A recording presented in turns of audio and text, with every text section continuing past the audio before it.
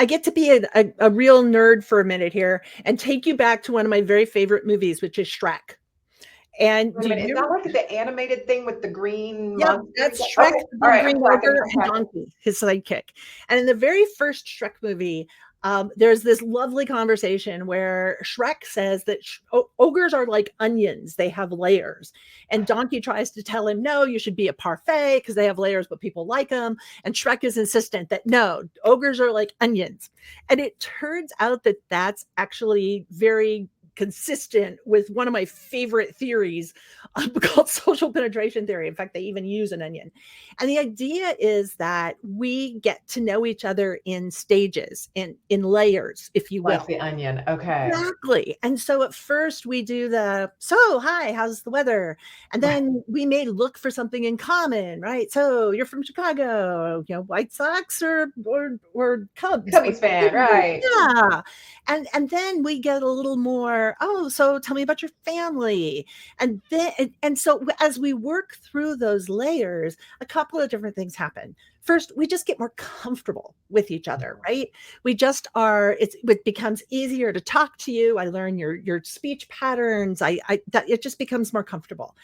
And with each layer, as long as we're sort of reciprocally removing them, we develop this sense of trust. And if we look at, trust is a willingness to be vulnerable, right?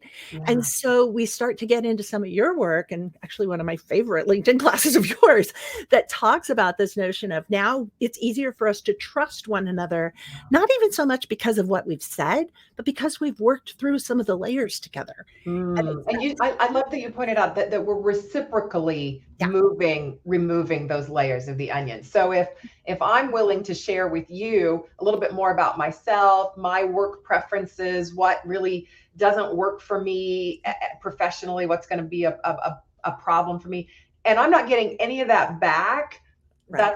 that's not really social penetration, is it? Exactly. And that's why with icebreakers, there's almost a compulsion for people to participate. And so the whole idea of, yeah, I mean, you may feel a little silly when someone says, what vegetable are you going to be? But the idea of just having to go through that process and disclose with everyone else is a big piece of how that comes together. Absolutely. I had heard some mixed research on not necessarily icebreakers, but um, almost forced socialization where Yes. people have to go out together. There are these corporate retreats, and we're all going to go together. And I think that I'm going to say two things about that. One, because I saw that mixed research, I thought, oh no, maybe icebreakers don't work here. I've been trying to use them. I intuitively it makes sense to me that people are going to get along better as they know better one another better, that we're going to get past some of those hurdles. But one of the pieces of research that I really hold on to was Michael Norton out of Harvard Business Yeah. Review. He Mhm. studied 221 Yeah. people.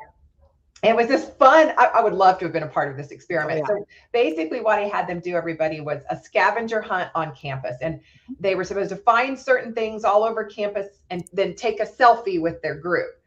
So half of the group beforehand had to do a little silly icebreaker together. And it was ridiculous. Like they stomped their feet and said their names or something. It was so Mhm. corny, so cheesy.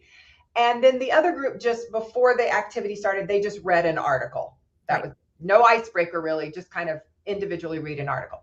Then everybody goes off in their teams to do the scavenger hunt. The teams that had to do the silly icebreaker called it cheesy, probably rolled their eyes, probably groaned while they did their Mhm. stomp their feet, clap their hands, say their name, cheer thing. They found more selfies, so their Yeah. performance was higher because that was what performance was qualified as in this. They found them faster, their completion Mhm. times were faster. And then in a post survey, they said they liked each other more. So they Mhm. enjoyed the whole experience more. When I read that, I'm like, there it is.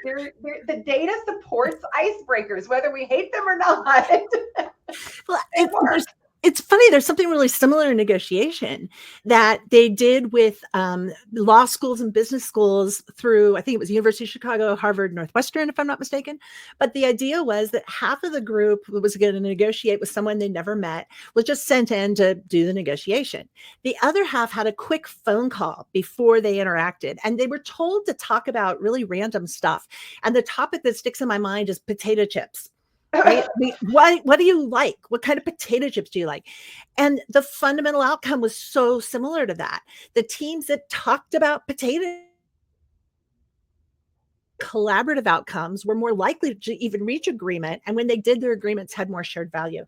So absolutely psychologically the same piece, and I just love that. Yeah, yeah. So icebreakers work. So in our learners here that are with us today, how many of you roll your eyes and say, "Oh, it's cheesy" when it's time for the icebreaker? How many of you are like, "Yeah, I can see the value of an icebreaker"? I'm assuming we have a very skewed result on this because you came to a session about icebreakers, so you're probably a lover or a hater of these things. But or maybe a better question is, how many of you are regularly using icebreakers right now for new teams or not so new teams, which I think is some of the really interesting part of Carolyn and Daisy's course, is that they shape icebreakers to be not just something for the new team or the new teammate, but for teams in lots of different purposes.